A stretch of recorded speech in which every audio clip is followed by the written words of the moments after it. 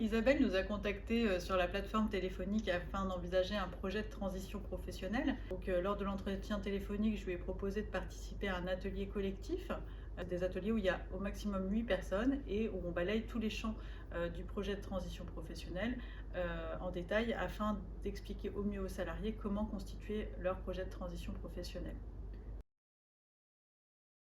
Isabelle était vendeuse dans un petit magasin, donc elle pouvait être amenée à porter des charges lourdes et également du coup à faire des horaires décalés.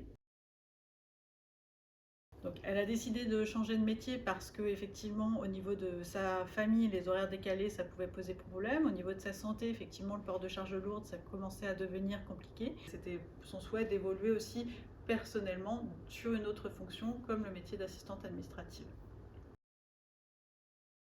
J'ai décidé d'accompagner Isabelle de manière individuelle car au moment où elle a participé à l'atelier collectif, j'ai perçu qu'elle pouvait rencontrer des difficultés, un manque de confiance en elle et je me suis dit qu'effectivement peut-être que le rendez-vous individuel pourrait vraiment l'aider dans le dépôt de son dossier et arriver justement à la finalisation du dossier.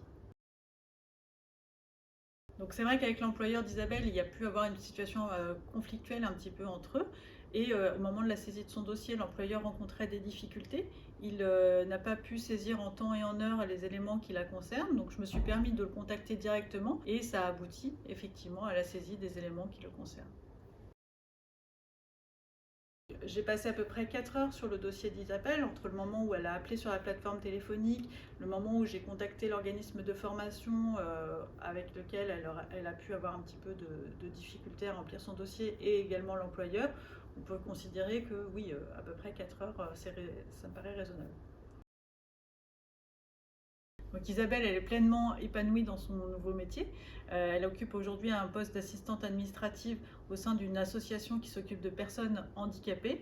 Elle m'a averti effectivement lors de sa prise de poste. Elle m'a aussi invité à participer à des portes ouvertes de l'association où elle travaille. Recevoir ce genre de message, c'est vrai que ça nous rend fiers du métier que l'on fait. Effectivement, ça permet de voir la finalisation du projet et de voir comment ils évoluent dans leur carrière.